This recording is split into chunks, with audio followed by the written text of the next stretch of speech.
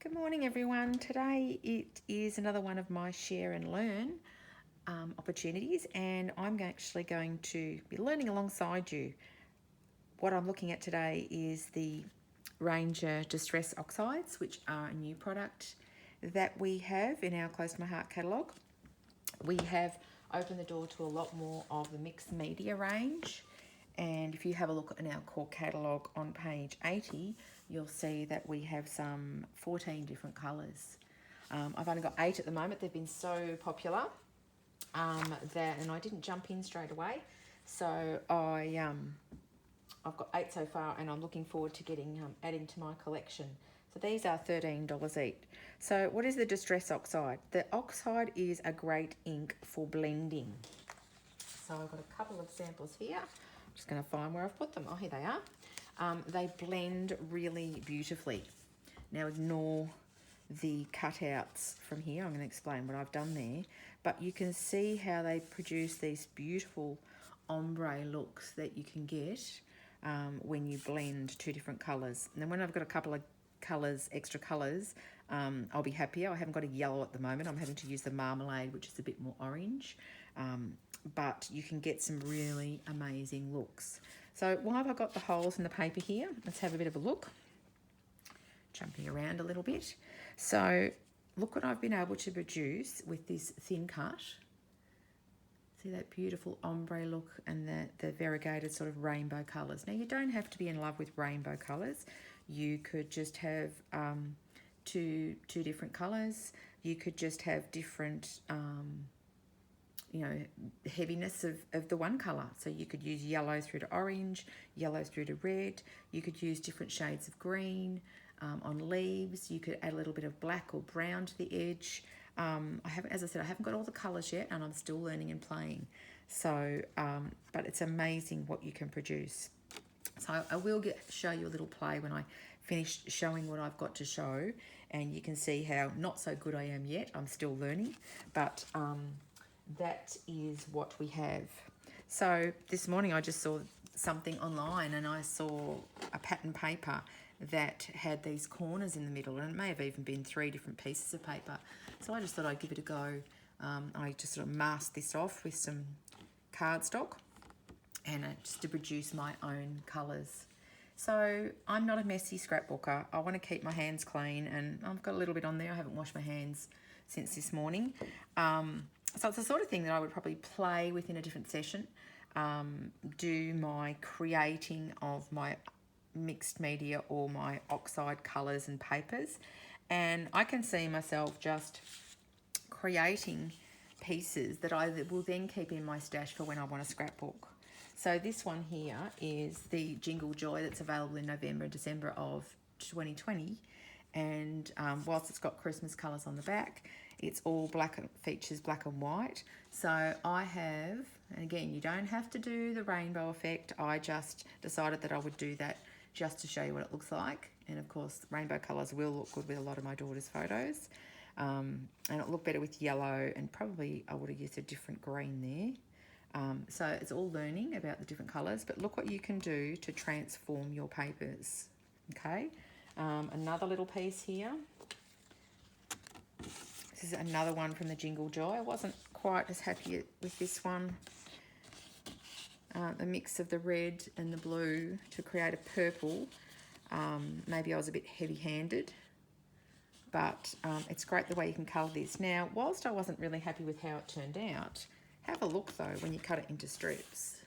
So if you are card making, or if you just want a little bit of extra, little bit of colour, because you might not like what you produce in a big slab like that, you can cut it up. You can cut out, punch out shapes, as I have done here on this one here.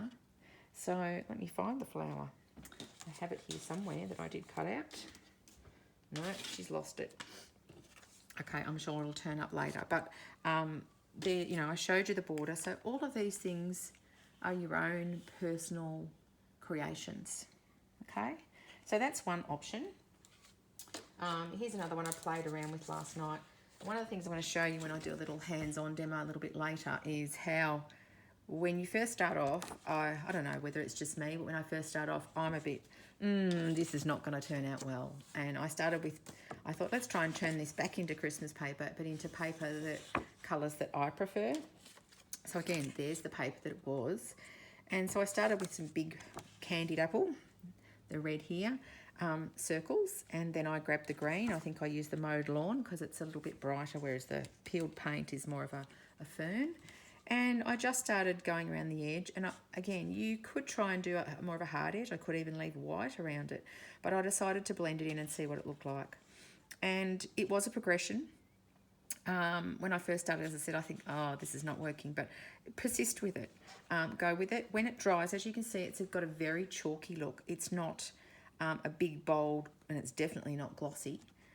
You could certainly add a little bit of shimmer pen over the top. But I think part of its attraction is that chalky look. And if we have a look at this against, just grab a little bit of white cardstock I have here. If you have a look at that against some white, you know, it really comes up. And again, I could cut this into strips. It doesn't have to be in a big slab. But it sort of almost makes me think of watermelon, even though it's the reverse. I don't know, I do like it in the end, and I may continue to play with that and cut it up. So, and that's how I started.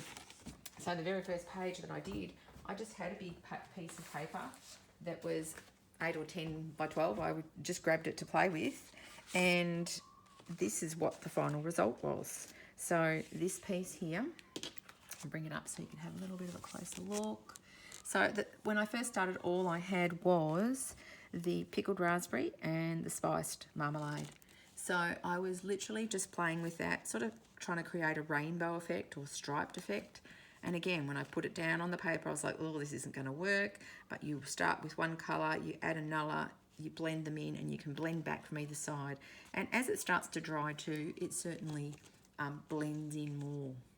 So that was one of the pieces. I've got another piece here, which I've also then used, I think I was going to use this a bit actually. This is this thin cut here. Set of thin cuts called Lovely Borders, which is in our core catalogue. And this scallop here, I believe, is that one there. Let me have a look. Well, actually, it might be from the previous one, but that's also a scallop. And so there's another piece there. And then I had some scraps left, and I'm combined it with the party time paper, which is those three there, a little bit of cardstock, and there's some strips that are left over that I also included. So I'm really happy with how that came up. It's quite subtle on this page. You notice that it's ombre, but it sort of blends in, which is what the effect that I wanted to achieve. So for me, that's one way. If you haven't got the coloured paper you look, if you haven't got the combinations that you want, or if you just love that ombre effect, then Oxide Inks are definitely something that you'll love.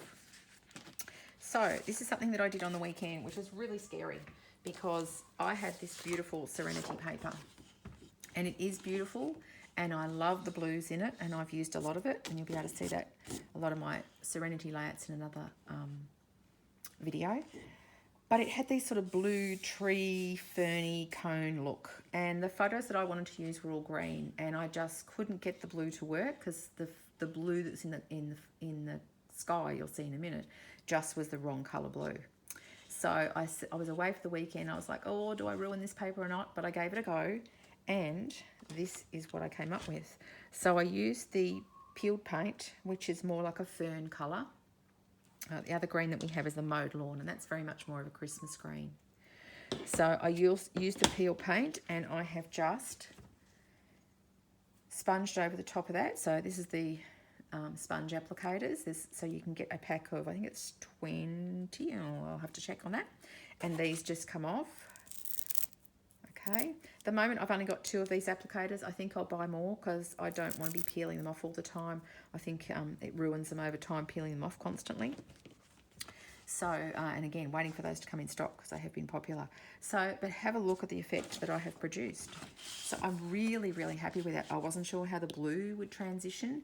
It's still got a blue tone, but it's definitely sort of, there's the tones of the different highlights of blues here has come through into the green. So I'm really happy with that. So this is what the full layout looks like. So this was some trees that we had, or a tree that we had to cut down on our property because it was, when we moved in, it was, as you can see here, this very large tree near our pool area was obscuring our view of the kids. And so we got a professional arborist in to do it, and it was all a bit scary, I can tell you, because they had to fell it between the fence here, so it actually came down and fell. I think we took out one piece of fence and it fell through there, but they did it without any damage, and that's the effect. So I really love the look of that one there. Okay, so use it to transition the look of your papers, use it to create your own papers, and you can have fun with oxides. Don't be afraid. What you will need probably is one of our all-purpose mats. So these are heat resistant, but they're also great. I can just wipe this up as I'm sponging. I'll do a little demo in a moment to wipe that off. So I have a wet wipe for wiping it off, and then just a dry one for wiping it down so I can put my work straight back over the top. So let's just have a very quick demo. One of the things I'm not going to show today, but is also great things to use, I'll do that another time, is the stencils. So using the foam applicator and pushing the oxide through the stencils, you can get amazing looks. Okay, there's the mini blending tool. So there's 2 in a pack for $14.50, and the foam blending at the end, blending foam, there's 20 in a pack. All right, so let's move my good stuff out of the way. And just a very small piece here, and let's just very quickly pick 2 colours so that if you've never seen it before, you can have a look. So I'm just going to pick the 2 that I already have on my applicators here, which is the Spice Marmalade, which is sort of an orangey colour, and the Peacock Feathers, which is beautiful. So I'm waiting for the blue to come in. That's one of the gaps that I have, and there's a yellow as well. Okay, so the first thing is that obviously if you're looking to get a very smooth effect and it very light, because obviously you can build it up and you can fill the gaps if you get it wrong, but once it's down, so if you only want a very light effect, you want to come in from the edge, because when you put it down, it's going to be heavier, or it can sometimes come off the applicator quite heavy. So you can see there it's taking to the edges. Now, one way I could, if I was going to use this on a page and I didn't want that heavy edge, I could cut that off after I finished. But there's a very light application of the marmalade, for example. Now, if I want something a little bit stronger, now see how when I've put that down, I've immediately got these circles. So you can avoid that by being a little bit more careful, but because I'm going to be building up a larger area, and then I tend to personally, and there's lots of ways you can do this, and what I will do in the next couple of weeks, I'll also send you some links to a couple of other videos that I have watched through our Close to My Heart network of some people that have had more experience with this and what they've done. So look at that, you've still got that sort of ombre effect. Now if I want to get rid of the lines, I can build it up and just keep working the areas where the lines are, and again, as it starts to dry, I still think that those lines do move away as well. So let's do the same with the Peacock Feathers. I'm going to come in from the edge here and try and be a little bit light, so I'm not pushing down as hard. And then I'm going to work it out, as in push some of the ink through, and I'm now pressing harder. And then I can go back, and where it's heavy, if I'm happy to have a heavier colour, I can work those bits in that are there. Now let's have a look how it blends. So if I come in here, probably should have gone a bit lighter there, because I think it's better when you're blending to be lighter, because otherwise one, particularly this peacock, can monopolise another. The red and the marmalade always blend beautifully because these are 2 very contrasting colours. And then what I'm going to get in the middle is whatever colour these blend to, which is a greeny colour. Okay, so what you can do is bring your blue, or the peacock, in over the yellow, and then if I find that's too strong or too far, I can come back. You really don't need to worry too much about, you know, contaminating. I mean, you need to be a little bit careful to a degree, but I just put a little bit on the side. These will wash as well as the other thing. Now I can bring marmalade back over. So it's going to put a little bit more yellow in the mixed area, but it's also sort of pushes back the peacock from this area. What you've got to be aware of though is it will build up the colour here. So if you wanted a lighter colour, you've really got to be a little bit more light-handed from the start. And I'm going to push the marmalade, I don't want too much on my sponge, over this way so my area in the middle is a little bit bigger. And you can see that sort of green look starting to form. I'm going to bring this right over. Now, see, it's quite yellow there. I don't want to put any more ink on, but I am going to push that back over so I get it more graduated look. Okay, so I've created a new colour in the middle here. There's a very much softer. You can see here where I've been heavy-handed with the ink. Sorry, I'm not sure if you heard that, but Siri just tried to talk to me and I've got my earbuds in and it nearly blasted my eardrum. I'm hoping that didn't come out on the recording, but apologies if it did. But there you go. So what do I need to do now? Just wipe up my area. Love these mats. I've got a dry one here and I can go straight back down and keep working. But as you can see there, if I had this on a page, if it was a stripe, if it was a corner, or as I said before, cutting out shapes from the papers. I wish I could find that flower now. I don't know what I've done with it. Oh, here was another one that I did.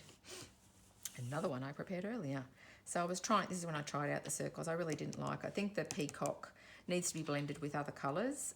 There's a lovely sort of sapphire blue, and the yellow I think it will blend well with. But this is sort of more that ombre. I've got the light marmalade going into the mix of the marmalade with the pickled raspberry. I've got pickled raspberry mixing in with the abandoned coral and then some coral on its own. So, you know, this is my thing. You'll find things that you like. There are other things you can do, like spraying it on top and it gives like a bleached effect. But I just wanted to give you a short introduction today, or not so short, depending on how you see it, to this so that you can think about what you can do with your papers and what you might like to do in the future. So I hope you've enjoyed that, and we'll see you next week with some more sharing and learning.